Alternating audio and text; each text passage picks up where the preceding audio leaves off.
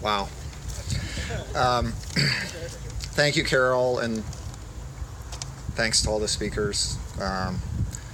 Thanks for everybody for showing up on this somewhat warm day, but not as hot as yesterday, thankfully. Um,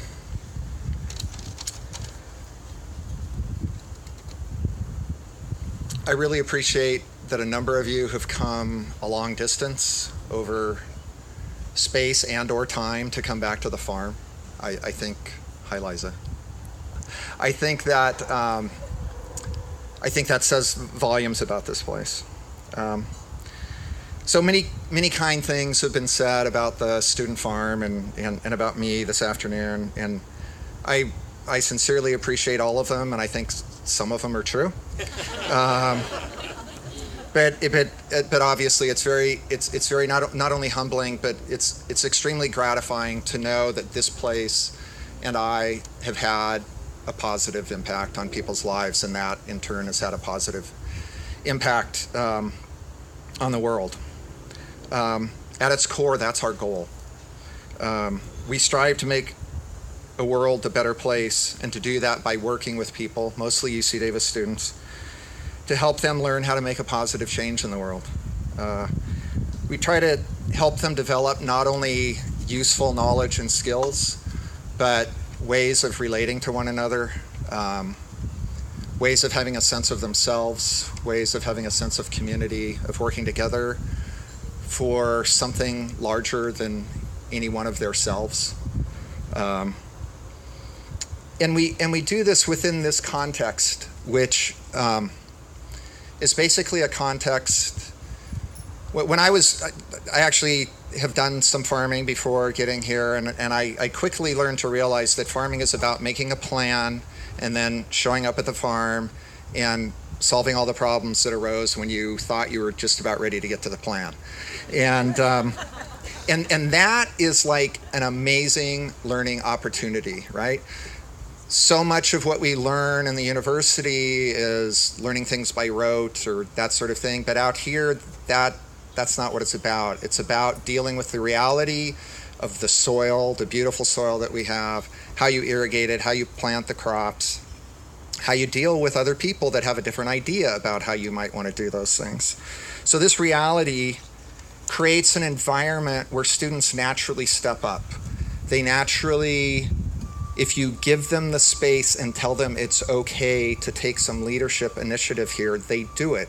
Students are starving for that, and they do it with pride, and they do it with a high level of responsibility, and they do it with a lot of empathy for their peers. And it's they do amazing things, and they do amazing things when they're here, and they do amazing things after they leave. And I would venture to say, if you picked any student that was a student farmer here 5 to 10 years ago and ask them what they're doing now, you'd be amazed at what they are doing. So for me to be part of that for 3 decades has been an immensely gratifying experience. It's been an immensely gratifying life that I have lived. I never imagined that this would be my life. It's really hard for me to express that gratitude, but sometimes I'm up for a challenge, so I'm going to try. So I want to start by acknowledging a couple of acknowledgments that aren't about people that I've ever met or known personally, but I think it's very important to acknowledge them. So the first is that group of people who, over a period of time, created the land-grant college system. And who, in the midst of a civil war, we think we're in polarized times now. We think we have race issues now. We do. But it was a more polarized time. We were literally at war with ourselves. And there were people in the government who had the vision to create a system of education that was no longer for the rich and the elite. It was directly designed to educate the working class, because they had the belief that an educated electorate was necessary for the preservation of democracy. That was the goal of the land-grant system. how that has played out over time and how that played out when Danny Cohen came and his friends came to Charlie and Don Nielsen and Jim Lyons and said, we have this crazy idea. It was that, I believe, it was that ethic that created that space that said, yes, let's go ahead and do that. So I'm very grateful to the people who created the land grant system. But at the same time, I have to go to something that Carol talked about, which was that system was based upon giving away government land and selling government land and taking the proceeds of that to create this system. And that land had been occupied for thousands of years by another people from whom it was taken. And I think it's very important to acknowledge that we are not the only ones with relevant knowledge. We're not the only ones with relevant values. And those people that were here for thousands of years, I think, have a lot to tell us about how you can live sustainably on a piece of land for a long time.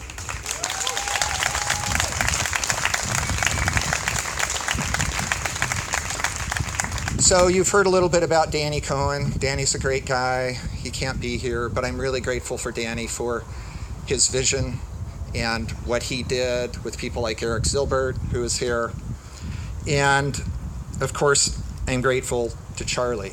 I think I actually can't imagine another dean of a college of agriculture in 1977 saying yes to this crazy ass idea, right? Charlie had the vision to believe and belief in the students to know that they could do something amazing. And I think the students have done something amazing. And then we fast forward to today, and it's been mentioned, Dean Dillard has been very supportive of the Student Farm. She has characterized the Student Farm's relationship with the Student Farm, the Student Farm's relationship with the Dean and her office as a partnership, and that is very much the way we see it, and it's very much the way we feel it and experience it, and for that, I am very grateful, and I say this with sincere gratitude and maybe a little bit of hesitation, but it's the strength of that relationship that made my decision to retire just a little bit easier. So, but we sincerely appreciate everything, all the support that we've gotten, okay? And we've been very fortunate to have the support of a number of other people over the years.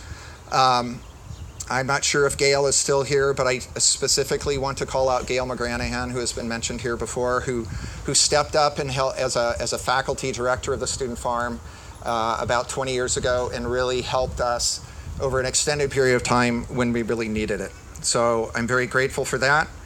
And for Tom Tomich, who for the last 10 years as the director of ASI has not only shown his unwavering support for what we do here at the Student Farm and our practice of putting students at the center of everything we do, but is actually engaged in creative conversations and helped us figure out new and better ways of doing that. So Tom, thanks for all of your contributions and support. And I want to give a very special shout out to Dr. Isao Fujimoto, who is here.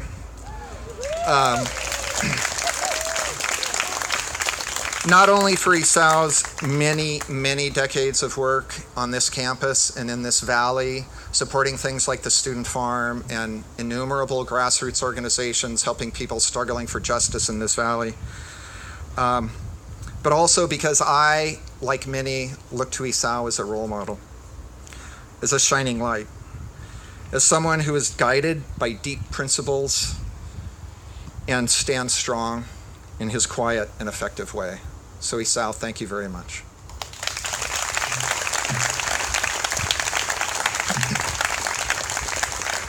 I'd also like to, of course, thank the many collaborators, many of the farmers that are here and nonprofit organizations that we've worked with over the years who have helped us extend what we do beyond just this place and who have actually fed a need that I have to be engaged with farmers, and I've really enjoyed that work. And to all the people that have supported us in many ways, including foundations and individuals who have supported us financially. Now comes the tough part. So I've had infinite support from what I call our small but mighty staff here at the Student Farm over these 30 years.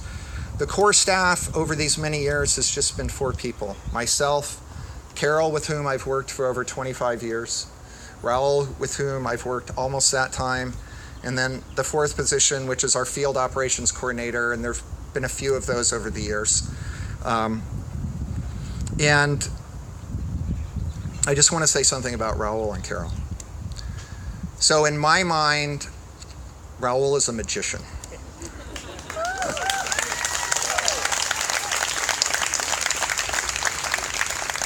From my mind, Raul walks up into the field without a plan. 30 students show up. Chaos would be a polite word when I look at it. And somehow, every year, year in and year out, Raul waves his magic wand and he orchestrates the students in this very compassionate, calm way. And they produce incredible amounts of incredible produce that helps fund this farm. So it's this very important income generation thing, but it's always about the education. It's always about the students. And I really honestly don't understand how he does it, but I'm incredibly grateful that you do it, Raul.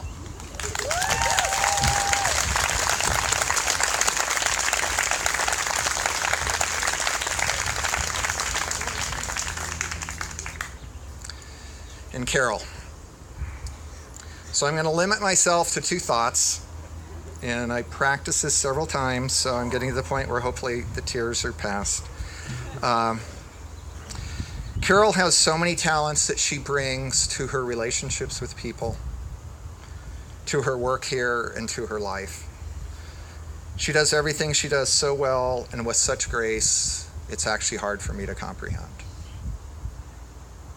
And the second thing, and the most important thing for me, is to state that she has supported me and enriched my work at the farm in so many ways. I think I probably would have retired a long time ago if it hadn't been for Carol. So Carol, thank you from the bottom of my heart.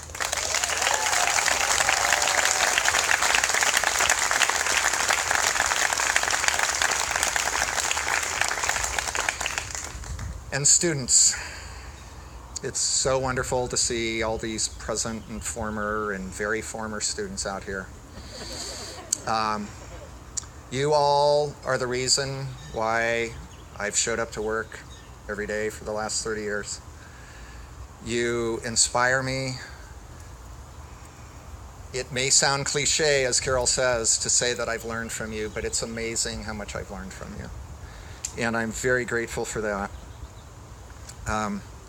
You have given me hope. In a world that oftentimes seems very dark, I'm amazed at how positive so many students out here seem all the time. And that gives me great hope for the future. I'm not completely going away, but I love you all, and I will miss seeing you on a daily basis immensely.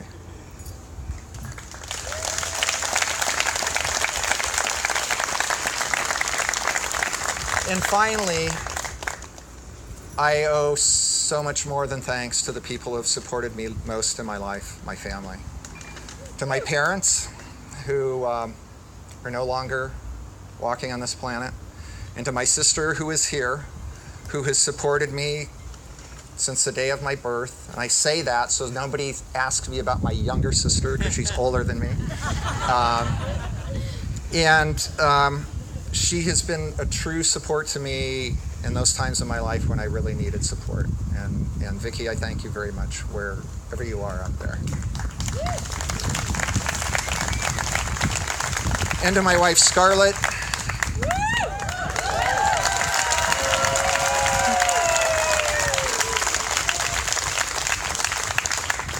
And our amazing daughters, Carolina and Julia.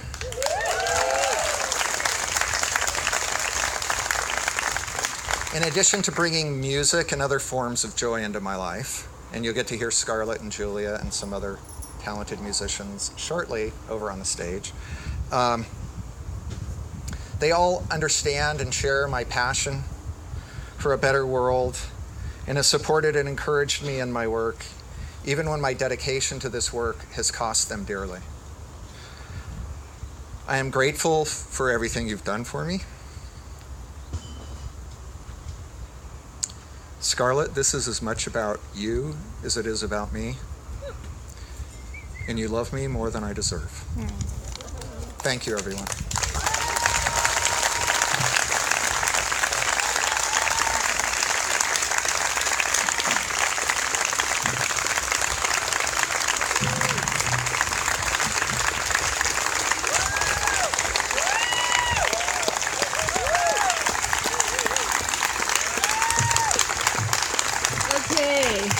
They're breaking down the bar, so I got to get this going really quick here, folks. So now it's the gifts, the lay, and